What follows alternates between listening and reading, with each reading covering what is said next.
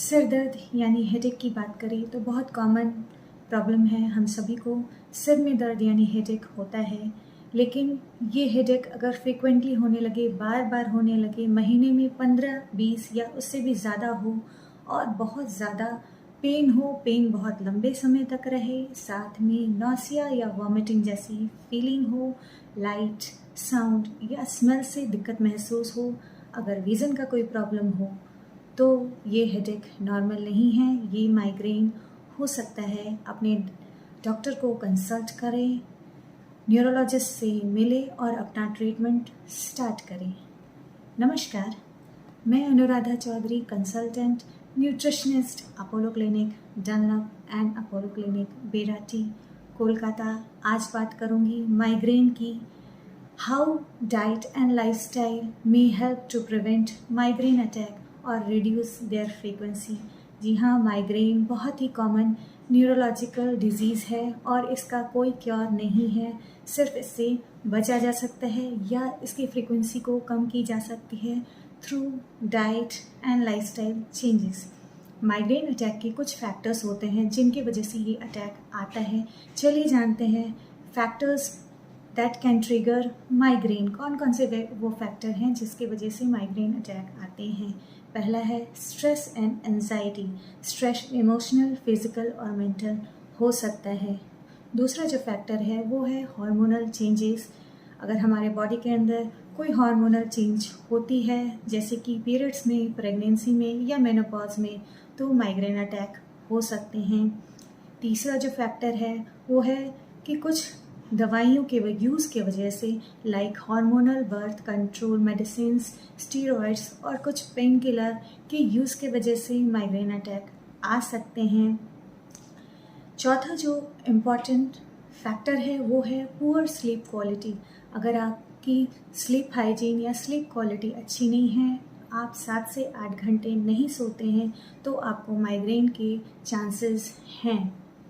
Change in weather यानी मौसम में बदलाव की वजह से भी माइग्रेन अटैक होते हैं। बहुत ज़्यादा विगरस एक्सरसाइज करने से भी माइग्रेन अटैक हो सकते हैं। डिहाइड्रेशन एक इम्पॉर्टेंट कारण है माइग्रेन का। शरीर में अगर पानी की कमी हो या आप एडिक्वेट अमाउंट में वाटर नहीं लेते हैं, आपको रेगुलर 10 से 12 ग्लास पानी पीना चाहिए। अगर आपके शरीर में पानी की कमी हो तब भी आपको माइग्रेन अटैक के चांसेस है।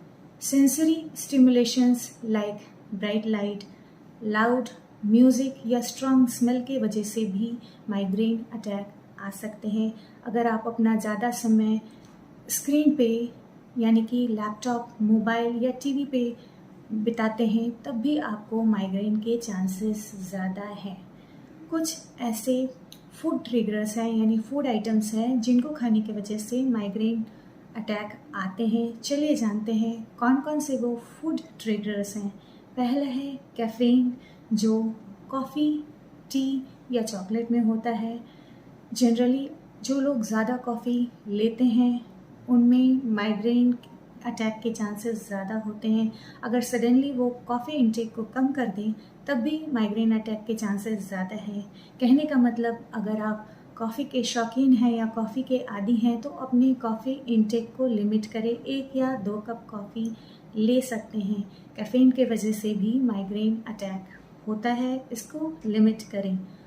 दूसरा जो फूड फैक्टर है वो है आर्टिफिशियल स्वीटनर। आजकल हम सभी कैलोरी कॉन्शियस हैं और चीनी के बजाय आर्टिफिशियल स्वीटनर का यूज़ करते हैं, स्पेशली आस्पार्टेम। इसको अवॉइड करना है, इसके वजह से भी माइग्रेन अटैक आ सकते हैं। तीसरा जो फूड फैक्टर है वो है अल्कोहल।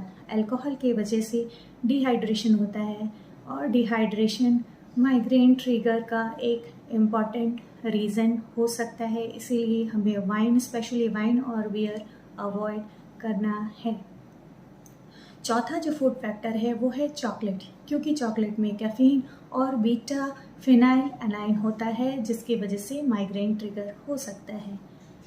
पांचवा जो फूड फैक्टर है, हमें वैसे food, specially processed food avoid करना है जिसमें MSG हो यानी मोनोसोडियम ग्लूटामेट हो। ये एक सोडियम सॉल्ट है ग्लूटामिक एसिड का, जिसकी वजह से माइग्रेन ट्रिगर होता है। इसलिए हमें प्रोसेस्ड फूड भी अवॉइड करना है जिसमें MSG होते हैं। छठा जो फूड फैक्टर है वो है नाइट्रेट रिच फूड। जनरली ये processed meat like hot dog इनमें पाए जाते हैं, इसीलिए वैसे फूड जिसमें नाइट्रेट्स हों हमें अवॉइड करना है। नाइट्रेट भी एक ट्रिगर फैक्टर है माइग्रेन का। सातवां जो फूड फैक्टर है वो है टायरामाइन। जनरली ये फर्मेंटेड फूड, एज्ड चीज़ या बेक्ड आइटम्स में पाए जाते हैं। टायरामाइन माइग्रेन अटैक को ट्रिगर कर सकता है, इसीलिए हमें अगर माइग्रेन की प्रॉब्लम है तो बहुत ज़्यादा एज चीज़ या फर्मेंटेड फूड या बेक्ड फूड अवॉइड करना है। आठवां जो इम्पॉर्टेंट फैक्टर है वो है कि अगर हम लंबे समय तक भूखे रहते हैं, अपना मील स्किप करते हैं, टाइमली खाना नहीं खाते हैं, तब भी माइग्रेन अटैक के चांसेस ज़्यादा हैं। अगर बहुत ज़्यादा ठंडा या गर्म खाते हैं तब भी माइग्रेन अटैक हो सकते हैं। ये तो थे फैक्टर्स जिनकी वजह से माइग्रेन अटैक हो सकते हैं। आप जानते हैं हम अपनी डाइट में क्या सुधार करें, क्या चेंजेस करें या क्या न्यूट्रिएंट्स इंक्लूड करें जिससे हम माइग्रेन के अटैक से बच सकें या उसकी फ्रीक्वेंसी को कम कर सकें।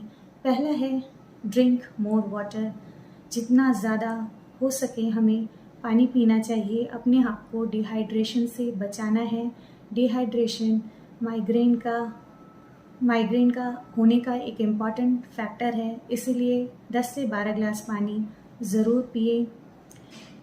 दूसरा जो न्यूट्रिएंट्स है वो है फैट्स। फैट्स की बात करें तो हमें डाइट में हेल्दी फैट्स इंक्लूड करना है। सैचुरेटेड और ट्रांस फैट, जनरली ये full fat milk, red meat, बाज़ार का तला भुना खाना, इसको हमें अवॉइड करना है। इसमें ट्रांस फैट होते हैं और सैचुरेटेड फैट होते हैं। बटर, चीज़, मेयोनीज ये अवॉइड करना है। अब फैट्स की बात करें तो हमें good fats like mono unsaturated fats या पॉली अनसैचुरेटेड फैट्स अपने डाइट में इंक्लूड करना है।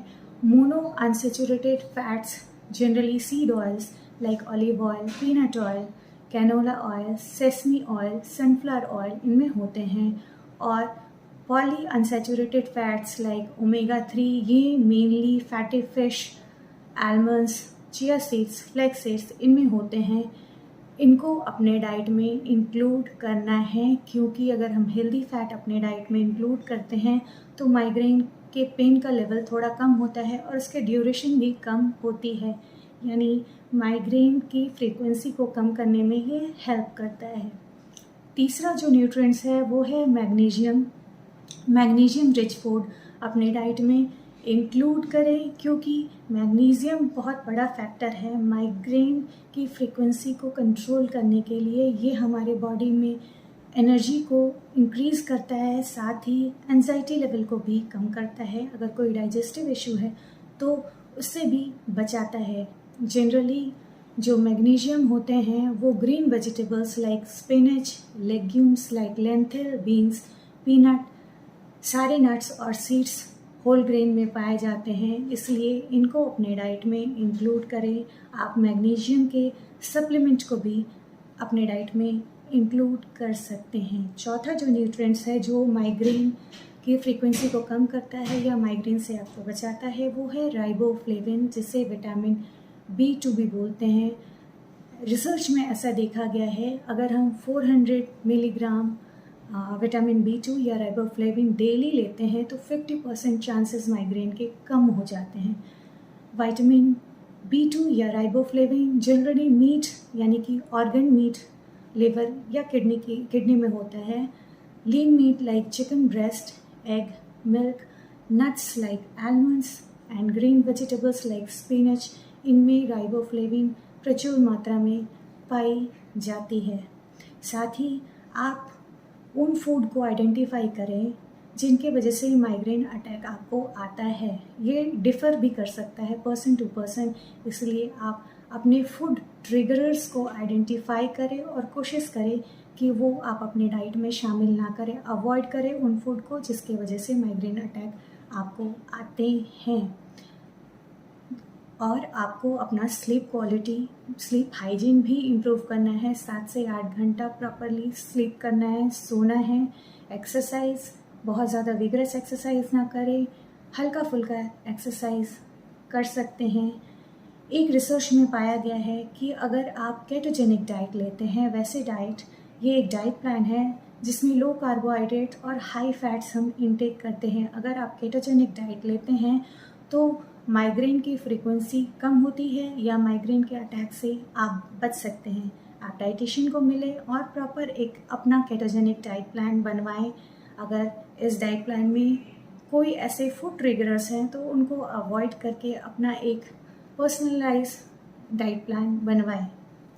लाइफस्टाइल की बात करें तो कुछ लाइफस्टाइल चेंजेस करने की ज़रूरत है अगर आप माइग्रेन पेशेंट हैं। पहला है, अपनी स्लीप क्वालिटी को इम्प्रूव कीजिए, स्लीप हाइजीन मेंटेन कीजिए, मॉडरेट एक्सरसाइज करना ज़रूरी है, होममेड फ्रेश फूड्स खाएं, बाज़ार का खाना बंद करें या कम करें, घर का खाना सबसे उत्तम होता है।